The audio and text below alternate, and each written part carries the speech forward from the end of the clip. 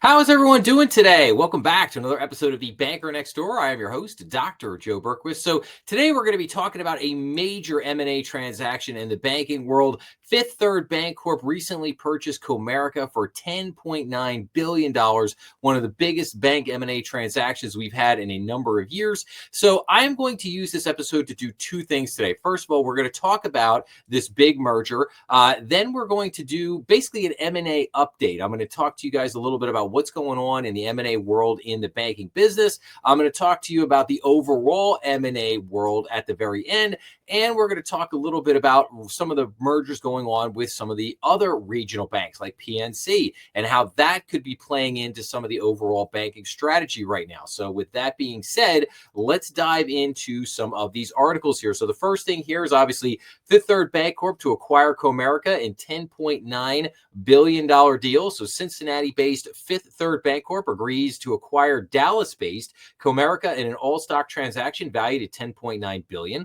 According to the deal terms, Comerica shareholders will receive 1.8663 shares of Fifth Third for each Comerica share, translating to $82.88 per share based on Fifth Third's closing price on October 3rd and a 20% premium over Comerica's 10-day volume-weighted average stock price, according to an October 6th news release. The deal is expected to close at the end of the first quarter of 2026. Fifth Third shareholders will hold approximately 73% of the combined entity, while Comerica shareholders will own about 27%.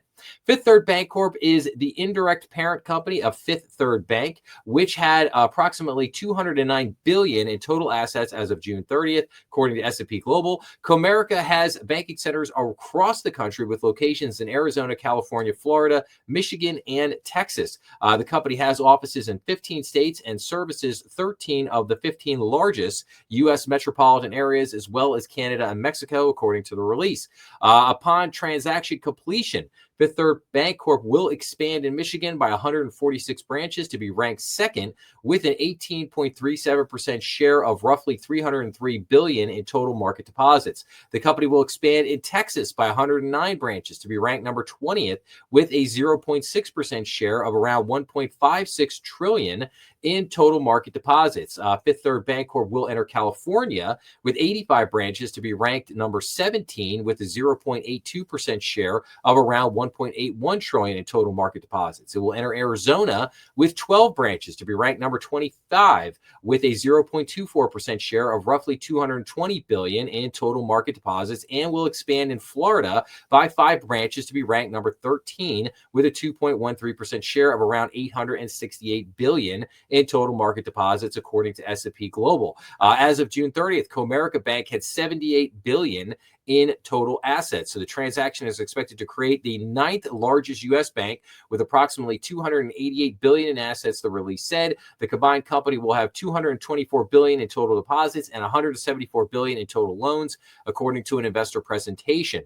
So S&P Global Market Intelligence valuations for bank and thrift targets in the Southwest region between October 6th, 2024 and October 6th, 2025 averaged 147.26% of book and 160.8% of tangible book, and had a median of 14.37 times last 12-month earnings on an aggregate basis, and averaged 128.39% of book and 179.49% of tangible book, and had a median value of 15.2 times last 12-month earnings on per share basis. So again, pretty good transaction. What do those numbers really mean at the end of the day? As a good transaction. They made a good valuation. They made a good value on the sale here. So, but let's look at some other factors here. So Fifth Third expects immediate accretion in Comerica deal. So what does accretion mean? Accretion means, earning in a nutshell, it's kind of like earning back your money. Like how quickly can you earn back the money that you spent to acquire that other bank? And Fifth Third here thinks they could basically make their money back fairly quickly. So Fifth Third Bancorp expects no tangible book value dilution and no earn back period in its $10.9 billion all stock acquisition of Comerica Inc. That's pretty amazing. The transaction, which is expected to close at the end of 2026 first quarter, would be the largest completed U.S. bank deal since 2021. Fifth Third Bancorp paid a 20% premium to Comerica volume weighted average share price, according to an investor presentation. The Fifth Third team modeled 5% tangible book value accretion on day one. Chairman, President, and CEO Timothy Spence said on a conference call. Fifth Third projects earnings per share accretion of 9% by 2027, an internal rate of return of 22%, and cost savings of $6.5 billion, executive said. In contrast, Spence said organic growth alternative would have resulted in a 2 to 4 year earn back period and internal rate of return in the mid-teens. Comerica faced pressure to sell in recent months after a July earnings conference call in which executives were questioned about the company's performance and right to remain independent. Following the call, activist investor Holdco Asset Management Inc. called for Comerica to explore sale, listed Fifth Third as a potential partner. Comerica Chairman, President, and CEO Curtis Farmer said the bank was going to execute on the plan we've got as an industry conference in September. So again, pretty amazing that this deal, not only the largest bank deal since 2021, but they expect this to be accretive basically day one, like instantly. Like they think they're gonna recognize this savings and they're going to see an almost instant return on this acquisition, which again is just another amazing part of this deal. Fifth Third paid up to ink a game-changer deal for Comerica, analysts say. So Fifth Third Bancorp's price to acquire Comerica got the attention of industry analysts who agreed that the premium is high, but likely warranted. So Fifth Third agreed to pay a 20% premium in the all-stock deal, valued at $10.9 billion. The math works well in Fifth Third's favor with no tangible book value dilution and a 9% earnings per share accretion expected in 2027, Piper Sandler analyst Scott Seifers wrote in an October 6th report. But there will be some question as to whether the premium allowed too much of the benefits to accrue to CMA shareholders rather than even more financial positives for Fifth Third Bancorp, Seifers said. The premium was likely necessary for Fifth Third to win the deal, as there could have been more than one buyer vying to partner with Comerica, Raymond James analyst said in an October 6th report. The terms of the transaction appear fair, as Fifth Third's premium currency allows it to realize minimal, if any, tangible book value dilution, the analyst said. So again, very interesting here. So analysts seem to like the deal. The numbers seem to really work out. So again, looking pretty good. They did pay a little bit of a premium here, but okay. Here's another article. Fifth Third's Comerica buy breaks recent U.S. bank deal records. So Fifth Third Bank's proposed $10.91 billion acquisition of Comerica smashed a slew of recent bank M&A records and could open the door for further large bank consolidation. The tie-up is not only the largest bank deal announcement of 2025 and the second largest since 2021, but it is also the first with a deal value exceeding $10 billion since 2021. U.S. bank deals breach that size have been rare, with only 4 since at least 2009. So you can see here, U.S. bank deals announced with at least $10 billion in value since 2009. 2019, you had one, just again, one deal in each of these years. 2019 had one, 2020 had one, 2021 had one, and then finally we saw this deal in 2025. So, the uptick in regional bank M&A could compel other large banks to get back to deal making. Yes, we're gonna get into this here in just a second. So, all right, but now I want to get into a little bit of the overall M&A market and what this could ultimately mean to banks coming in over the next few months. Now, at the beginning of the year, I had talked about with the change of presidential administrations, with the Trump administration coming in, I talked about how the M&A market was likely going to heat up in the second half of the year because the new administration was looking at not decreasing regulation, but just going back to normal. And I had talked at length about how, M&A transactions had been taking 2.5, almost 3 years to get done, making it almost impossible for bank M&A deals to get. You just can't take that long. A normal bank M&A deal probably takes 12 months, maybe 18 months on the long end. But you can't take 2 years, 3 years. I mean, that just doesn't work for anybody. So I talked about how things had gotten put back to normal from a regulatory standpoint, and that coupled with hopefully interest rates coming down, some of the other positives happening in the banking industry would begin to ignite more M&A deals in the banking business. And that is basically exactly what we're seeing. So 52 U.S. bank deals were announced in the third quarter of 2025, marking the highest quarterly number of deals since the third quarter of 2021, when the industry disclosed 59 transactions. The aggregate deal value of $16.63 billion for the quarter is also the largest since the fourth quarter of 2021, when $25.26 billion worth of deals were disclosed, according to S&P Global. And we can see here from the chart that, again, you had a lot of good M&A, despite the pandemic. Obviously 2020 deals were down because of the pandemic, but you still fourth quarter of 2020 going all through 2021, seeing a lot of M&A activity. But then you see here, once the Biden administration really got in there and really started hammering a lot of the regulation and a lot of the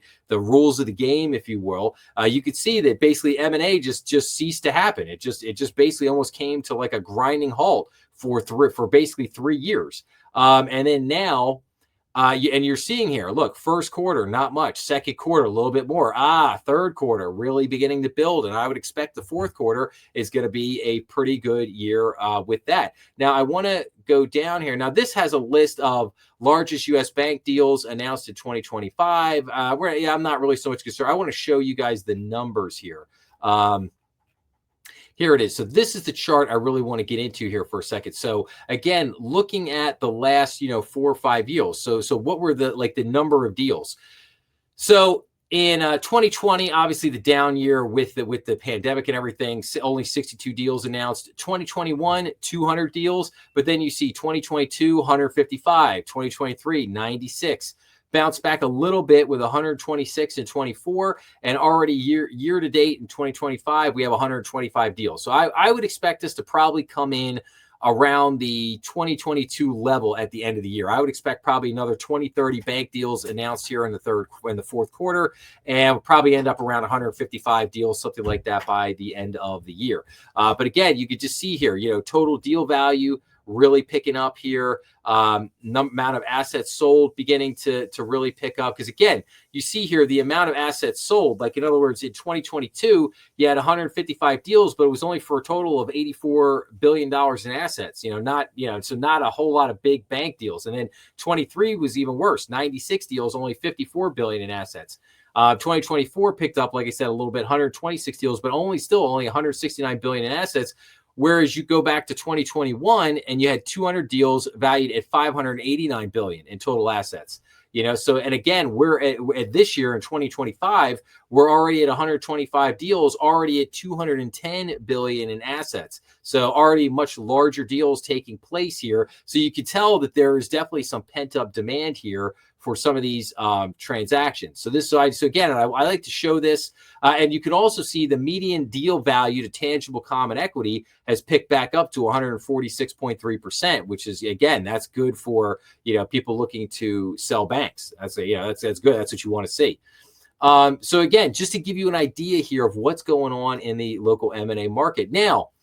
Here's this aspect of this. Regional lenders are merging to answer the challenge from mega banks. So loyal depositors, not just size, are key to an effective defense. So to become a national banking player in the U.S., it seems you must also be a local one. The U.S. banking system is increasingly characterized by having fewer and bigger lenders. In 2005, there were nearly 9,000 banks insured by the FDIC. Now there are fewer than 5,000. And just 4 banks represent about 30% of all U.S. domestic deposits mid-year. That would be JP Morgan, Bank of America, Wells Fargo, the Big Four. Yet a recent string of deals among regional mid-sized banks reveal a drive not just for greater scale, but also the ability to build a stronghold in specific local markets. This will prove key in building defenses against banking giants and what remains the core of banking, reliable deposits. So on Monday, Fifth Third said it was acquiring Comerica in a $10.9 billion deal. PNC Financial Services last month said it was buying First Bank for $4.1 billion. Deals like these will hardly result in behemoths the size of JP Morgan Chase or Bank of America. PNC's chief executive has ultimately set his sights on roughly doubling its size to $1 trillion in assets, while Colorado-based First Bank brought in just $27 billion.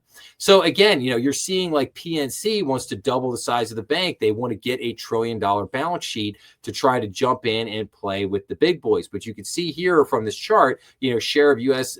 Domestic deposits by bank holding JP Morgan has the most deposit. I mean, JP Morgan has almost 12% of all the deposits in the country. Bank of America has 11. Wells Fargo has almost 8. That is a massive concentration in just the top 3 banks. And I think there needs to be a conversation about that. I mean, we've got, too big to fail, but this is almost, this is just almost, you're almost entering into, monopoly territory, if you will, at that point. So I think there does need to be a further conversation around that. But then finally, just in the overall M&A market, 4 $10 billion M&A deals in September push the third quarter to 2025 high. So the third quarter was the busiest of 2025 for M&A transactions valued at 10 billion or more worldwide. So the transaction value of 10 billion plus M&A deals announced during the quarter totaled 289 billion, for the highest value since the second quarter of 2022, according to S&P Global. There were 10 M&A announcements of more than 10 billion in transaction value in the third quarter, including 4 such deals in September. 3 of the September deals landed among the largest announced in the past 12 months. California-based video game company Electronic Arts said September 29th that it is the target of a leveraged buyout by an investor group with a transaction value of 55 billion, the third largest announced transaction of the past 12 months.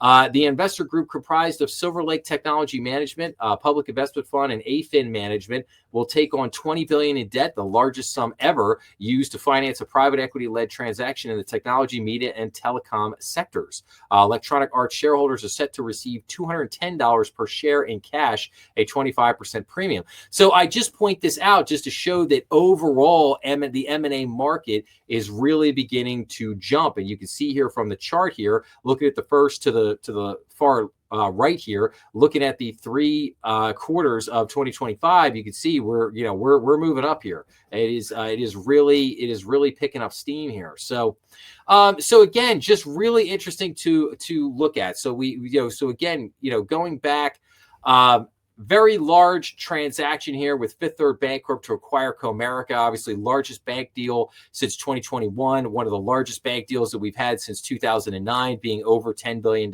in assets. And this is really a prelude, I think, to a more robust M&A market, more transactions to come. But we're also seeing this new, with the regional banks coming together to basically try to solidify certain marketplaces in the United States. PNC wanting to become one of the big boys, wanting to get into that, to that probably, top 5 or 6 banks in the country, which again is very interesting. So, but overall in the M&A market, both the banking M&A market and the overall, global M&A market, you're definitely seeing a huge pickup. Things are, getting back to a more robust status. So, which again, it very good to see. This is what we were hoping for, right? So, okay, well, I will wrap up today by basically saying, if you like this episode, please make sure to like, share, and subscribe, as that always helps the channel. Remember, we are on Rumble, YouTube, and all major podcast platforms. Please be sure to leave your comments down below, as I always love getting back to everybody. And as always, make sure to check out some of the other content on the channel. I hope everyone has a great day out there. Thank you for listening, and I will see everyone again